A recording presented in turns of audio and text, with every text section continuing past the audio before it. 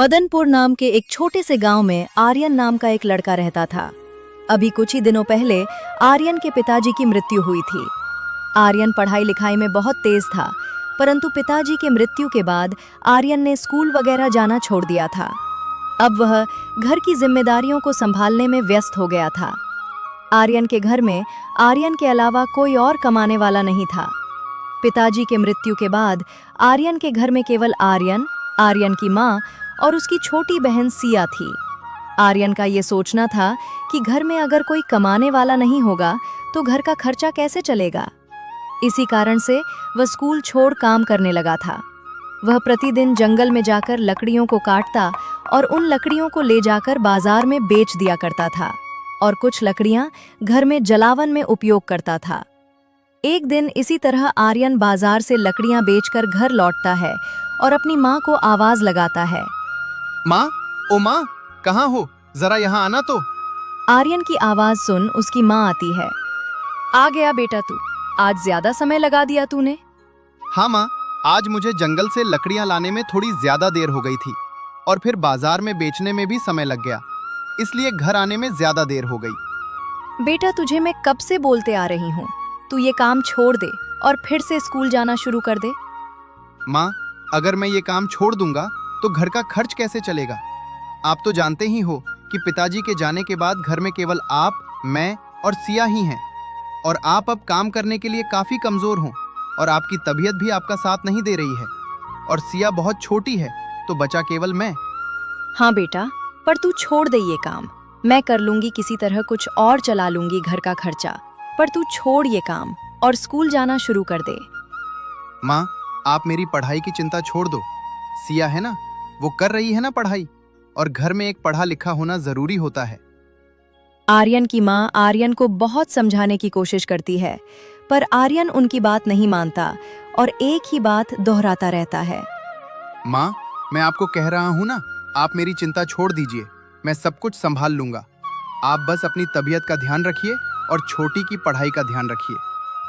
फिर अगली सुबह आर्यन फिर से अपना काम करने जंगल की ओर निकल जाता है और जाते जाते अपनी बहन को भी साथ ले जाता है ताकि उसे स्कूल छोड़ सके। आर्यन पहले सिया को स्कूल छोड़ता है, फिर वहां से जंगल लकड़ियां काटने चला जाता है। आर्यन दिन भर जंगल में लकड़ियां काटता है और फिर उन लकड़ियों को बाजार ले जाकर बेच देता है। आर्यन जब घर वापस लौट रहा था तभी वह देखता है कुछ लोग एक खेत में काम कर रहे होते हैं और वहां से थोड़ी दूरी पर एक जमींदार बैठा था। ये देखकर आर्यन ने सोचा, मैं एक बार जाकर इस जमींदार से बात करके देखता हूँ, शायद मुझे भी यहाँ काम मिल जाए, तो मुझे जंगल नहीं जाना पड़ेगा लकड़ियाँ काटने।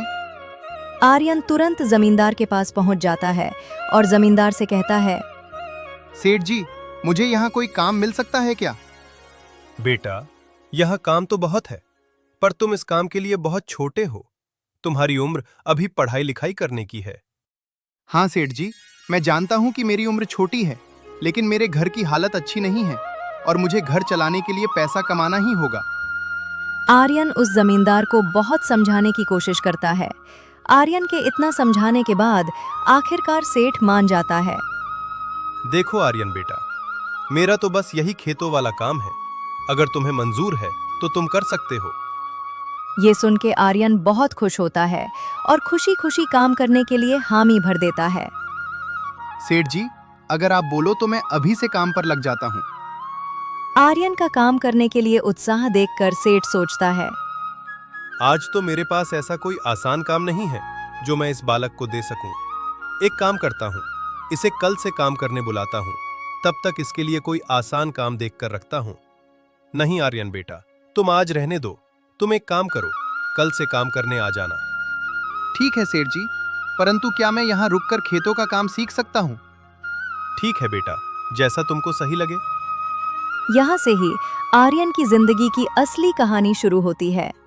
सेठ के यहाँ से निकलकर जब आर्यन घर की ओर जा रहा होता है तभी आर्यन सोचता है, सेठ जी ने तो मुझे आज काम करने नहीं दिया। एक काम करता हूँ, थोड़ी देर के बाद जब सब चले जाएंगे तब मैं खेतों पर काम करना शुरू कर दूंगा। आखिर जो काम मुझे कल करना है उसको मैं आज से ही शुरू कर देता हूँ।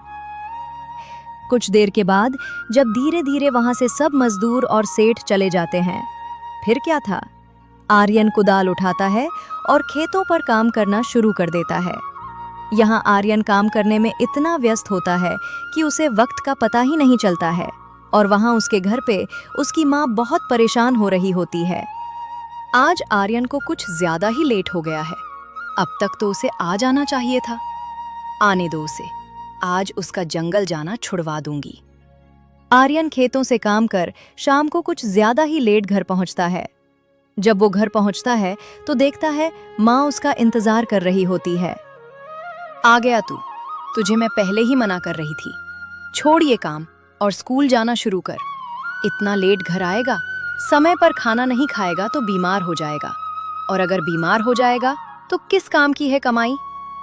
माँ, अब तुमको इतना चिंता करने की कोई जरूरत नहीं है। क्यों बेटा, तुम स्कूल जाना शुरू करने वाले हो क्या? नहीं माँ, मुझे अब जंगल नहीं जाना पड़ेगा। मुझे पास के ही खेत पर काम मिल गया है। अब से मैं लेट भी नहीं आऊंगा और पैसे भी थोड़ा ज्यादा मिलेंगे। आर्यन से ये सुन उसकी माँ को थोड़ा दिलासा तो मिलता है, पर फिर भी वो आर्यन को काम करने से मना करती है। बेटा, वो सब तो ठीक है, पर फिर भी मेरा एक ही कहना है, हो सके तो तुम काम करना छोड़ दो और स्कूल जाने लगो। माँ, आपकी इतनी तबीयत खराब रहती है और सिया छोटी है। अब आप ही बताओ कैसे चलेगा हमारे घर का खर्चा। माँ, आप मेरी चिंता छोड़ दो। मैं अब इतना समझदार हो गया हूँ कि घर का ध्यान रख सकता हूँ। अगली सुबह आर्यन रोज की तरह खेतों पर काम करने निकल जाता है और जाने से पहले आर्यन सिया को स्कूल छोड़ता है। फिर वहां से खेत पर चला जाता है। अरे आओ आर्यन बेटा, आ गए तुम। मुझे लगा तुम नहीं आओगे। मैंने सोचा तुमने कल बाकी लोगों को इतनी मेहनत करते देखा है, शायद घबरा गए होगे। नहीं सेठ जी, मुझे अब कोई काम डरा नहीं सकता। पिताजी के गुजर जाने के बाद मेरी जिम्मेदारियां बढ़ गई हैं और उन्हें निभाने के लिए मैं कोई भी काम करने के लिए तैयार हूँ। क्या बात है आर्यन बेटा, आज के जमाने में कुछ लोग शादी के बाद भी अपने माँ बाप के भरोसे रहते हैं, और एक तुम हो। तुमने तो मेरा दिल छू लिया। हाँ सेठ जी, चलिए अब मुझे भी कुछ काम दीजिए। आर्यन का अपने परिवार के प्रति जिम्मेदारी देख सेठ सोचता है, इस लड़के में अपने परिवार के प्रति इतना समर्पण है कि यदि इसे मैं यहाँ काम नहीं दूंगा तो ये किसी और के वहाँ काम करने चला जाएगा। एक काम करता हूँ, फिलहाल के लिए इसे वो छोटे वाले खेत में काम करने भेज देता हूँ। बेटा, एक काम करो, तुम जाकर मेरे आम के पेड़ वाली जमीन पर काम करना शुरू कर दो। ठीक है सेठ जी। आर्यन फटाफट पास में पड़ी कुदाल को लेता है और सेठ के बताए खेत पर काम करने निकल जाता है। आर्यन सेठ के बताए खेत पर पहुंचकर काम करना शुरू कर देता है। आर्यन की एक आदत थी, वो हर काम को बहुत दिल लगा के करता था और बड़ी जिम्मेदारी से करता था, चाहे वो पढ़ाई हो या कोई काम। देखते ही देखते थोड़ी देर में आर्यन पूरा खेत जोत देता है। चलो यहाँ का तो काम हो गया।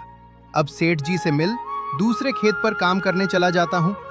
सेठ जी, उस खेत का काम पूरा हो गया। अब कौन से खेत पर जाकर काम करूं मैं? आर्यन से ये बात सुन सेठ चौंक जाता है। क्या कहा तुमने? उस खेत का काम हो गया? हाँ सेठ जी, वो खेत तो काम के हिसाब से बहुत छोटा था, तो जल्दी हो गया। अब कहाँ जाऊं मैं? बेटा, आज के लिए बहुत हो गया। तुम्हारी उम्र के हिसाब से आज तुमने बहुत काम कर लिया। हाँ, अब घर जाओ और आराम करो। नहीं सेठ जी, अभी तो बहुत काम बचा है। आप बोलिए ना, कहाँ काम करना है? नहीं आर्यन बेटा, आज के लिए दूसरा कोई काम नहीं बचा है। सेठ के बहुत समझाने के बाद भी आर्यन नहीं मानता। ठीक है बेटा, तो क्या तुम मेरा एक काम कर सकते हो? सेठ जी, बोलिए, क्या करना है? बेटा, काम जानने से पहले मेरे एक सवाल का जवाब दो। तुमने अपनी पढ़ाई कहाँ तक करी है? 8वीं तक पढ़ा हूं मैं, और 9वीं में दाखिला हुआ था, पर जा नहीं पाया। फिर तो तुम्हारा गणित बहुत तेज होगा। हाँ सेठ जी, गणित तो मेरा पसंदीदा विषय था। उसमें तो मैं पूरे वर्ग में अव्वल आता था। क्या बात है, फिर तो जोड़ घटाना तुम्हारे लिए तो बहुत आसान होगा। जी सेठ जी।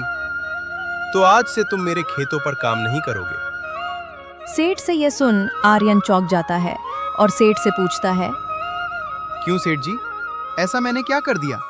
मुझे माफ कर दीजिए। अगर मुझसे कुछ भूल हुई है तो। नहीं आर्यन बेटा, तुमसे कोई भूल नहीं हुई है और मैं तुम्हें केवल खेतों में काम करने से मना कर रहा हूँ क्योंकि मेरे पास तुम्हारे लिए कुछ और काम है। कुछ और काम? मैं कुछ समझा नहीं सेठ जी, जरा साफ साफ बताइए। देखो बेटा, तुम्हें काम की जरूरत है और तुम्हें हिसाब किताब भी आता है, तो एक काम करो, तुम मेरे यहाँ मजदूरों की तनख्वाह और दूसरी जरूरतों का हिसाब रखने का काम करो। ठीक है, मुझे चलेगा सेठ जी। फिर सोचना क्या, लग जाओ काम पे। वहां टेबल पर पड़ी है हिसाब की किताब। आर्यन सेठ की बात मान सेठ के यहाँ हिसाब का काम रखना शुरू कर देता है। आर्यन सेठ के पास काम करने वाले सभी मजदूरों की तनख्वाह और बाकी बकाया हिसाब लगाकर सेठ के पास चला जाता है। सेठ जी, ये लीजिए, मैंने सभी मजदूरों के तनख्वाह और बाकी के चीजों का सारा हिसाब कर दिया है। एक बार आप भी देख लीजिए। सेठ हिसाब चेक करता है और जब वो देखता है कि सारा हिसाब एकदम सही है तो वो आर्यन से कहता है, तुम तो कमाल के लड़के हो, काम में भी तेज और हिसाब किताब में भी। नहीं सेठ जी, ऐसा कुछ नहीं। वो आपको बोला था ना, गणित मेरा सबसे पसंदीदा विषय है। हाँ वो तो है बेटा, पर तुम काम करने में भी बहुत अच्छे हो, हर काम दिल लगाकर करते हो। हाँ सेठ जी, वो इसलिए क्योंकि मेरे पिताजी कहते थे काम करने में कभी शर्म नहीं करनी चाहिए और जो भी काम मिल जाए उसे पूरे ईमानदारी और दिल लगाकर करो। इससे काम में दिल लगा रहता है और काम भी जल्दी हो जाता है। क्या बात है आर्यन बेटा, क्या खूब बात कही है तुम्हारे पिताजी ने। बेटा, आज के लिए बहुत काम हो गया, अब से तुम केवल हिसाब किताब का काम करोगे। ठीक है सेठ जी, जैसा आपको ठीक लगे। चलो तो फिर मैं कल आता हूँ। आर्यन वहां से चला जाता है। आज आर्यन कुछ ज्यादा ही जल्दी आ जाता है। आर्यन अपनी माँ को आवाज लगाता है, माँ, कहाँ हो? जरा यहाँ आओ। आर्यन की आवाज सुन के उसकी माँ वहां आ जाती है और आर्यन को इतना जल्दी घर देखकर बोलती है, क्या हुआ आर्यन बेटा, आज बहुत जल्दी घर आ गए? आज खेतों पे काम नहीं था क्या? नहीं माँ, काम तो था, पर मैंने अपना सारा काम कर लिया, इसीलिए सेठ जी ने मुझे भेज दिया। चलो अच्छी बात है, इसी बहाने आज जल्दी आ गया घर पे। माँ, मैं तुम्हें एक बात बताना तो भूल ही गया। कौन सी बात बेटा? अब से मुझे खेतों पर मजदूरी का काम नहीं करना होगा, क्योंकि जब सेठ जी को मैंने बोला कि मैं गणित में अच्छा हूँ तो उन्होंने मुझे हिसाब किताब का काम दे दिया है। अब मुझे बस हिसाब किताब का काम करना होगा। ये तो बहुत ही अच्छा हुआ। हिसाब किताब के काम से तेरी गणित भी अच्छी रहेगी। हाँ माँ, जब मैंने आज का हिसाब लगाकर जब सेठ जी को दिखाया तो उन्होंने मेरी बहुत तारीफ की। अच्छा ठीक है, जल्दी आ गया है तो कुछ खा पी के आराम कर। ठीक है माँ, तुम खाना लगा दो, मैं हाथ मुंह धोकर आता हूँ। इसी तरह आर्यन रोज खेतों पर जाता, उस दिन का सारा हिसाब का काम करता और घर जल्दी आने लगा था। इसी तरह कुछ दिन बीत जाते हैं। फिर एक दिन जब सेठ देखते हैं कि आर्यन घंटों का हिसाब का काम मिनटों में कर देता था और उसका बाकी का समय खेत पर व्यर्थ जा रहा है, तो वो आर्यन को अपने पास बुलाता है। आर्यन बेटा, जरा यहाँ आना तो। आया सेठ जी। बेटा, क्या तुम मेरा एक कहना मानोगे? हाँ, बोलिए ना सेठ जी, क्या करना है? बेटा, तुम इतनी जल्दी हिसाब का काम कर लेते हो और फिर उसके बाद तो तुम्हारे पास दूसरा कोई काम नहीं रहता है, तो कल से सुबह स्कूल चले जाया करो और फिर वहां से यहाँ आ जाना। इससे तुम्हारी पढ़ाई भी चलती रहेगी और तुम काम भी करते रहोगे। पर सेठ जी। परवर कुछ नहीं, और तुम पैसों की चिंता मत करो, तुम्हारे स्कूल की पूरी फीस भी मैं भर दूंगा और काम तुम जितनी भी देर करो, पैसे मैं तुम्हें पूरे दिन के दूंगा, बस तुम मन लगाकर पढ़ो। आर्यन सेठ जी से इतनी मदद मिलता देख सेठ का धन्यवाद करता है। आपका बहुत बहुत धन्यवाद सेठ जी, आप मेरी बहुत मदद कर रहे हैं और मैं आपसे वादा करता हूँ मैं अपनी पूरी क्षमता के साथ पढ़ाई करूंगा। धन्यवाद किस बात का बेटा, तुम भी मेरे बेटे जैसे हो और तुम्हारे अंदर जो हुनर है उसको मैं ऐसे व्यर्थ होता नहीं देख सकता। चलो, ऐसे भी तुमने आज का अपना काम पूरा कर लिया है, अब घर जाओ और आराम करो। याद रखना, कल से पहले स्कूल जाओगे, फिर यहाँ आओगे। ठीक है सेठ जी। आर्यन ये बात अपनी माँ को बताता है। माँ, जल्दी से यहाँ आओ, मुझे आपको एक खुशखबरी देनी है। आर्यन की आवाज सुन उसकी माँ आती है। बोलो आर्यन बेटा, क्या खुशखबरी है जो तुमने मुझे इतनी जोर से आवाज लगाई? माँ, आपकी इच्छा पूरी होने वाली। मेरी इच्छा? मेरी कौन सी इच्छा पूरी होने वाली है बेटा? जरा साफ साफ बताना तो। सोचो सोचो माँ, आप मुझे हर रोज इसी बात के लिए कहती रहती हो। मेरी तो सबसे बड़ी एक ही इच्छा है कि तू काम छोड़ स्कूल जाना शुरू कर दे बस। यही माँ, आपकी यही इच्छा पूरी होने वाली है। क्या कहा बेटा? तू स्कूल जाना शुरू करने वाला है? इसका मतलब अब तू काम करने नहीं जाएगा? नहीं माँ, मैं काम पर भी जाऊंगा और स्कूल भी। कैसे बेटा? अगर तू स्कूल जाएगा तो तू काम पर कैसे जाएगा? माँ, इसका हल सेठ जी से मिला है। सेठ जी ने कहा कि कल से मुझे पहले स्कूल जाना होगा और फिर स्कूल से खेत पर आना होगा, और उन्होंने कहा कि स्कूल की पूरी फीस भी वही भरेंगे। क्या बात है, तुम्हारे सेठ जी तो बड़े दिल वाले हैं। तुम्हें उनका बहुत शुक्रिया करना चाहिए। आज के समय पर किसी की कोई इतनी मदद कहाँ करता है जितनी मदद सेठ जी कर रहे हैं। हाँ माँ, पर इसमें बहुत बड़ा हाथ पिताजी की सीख का भी है। सेठ जी को मुझ में मेरे काम के प्रति समर्पण और मेरी मेहनत को देखकर उन्होंने ये फैसला लिया है। इसी तरह आर्यन की अपने काम के प्रति मेहनत और ईमानदारी ने उसकी जिंदगी बदल के रख दी। अगर आपको ये कहानी पसंद आई हो तो चैनल को सब्सक्राइब करें ऐसी और भी रोमांचक कहानियां देखने के लिए। धन्यवाद।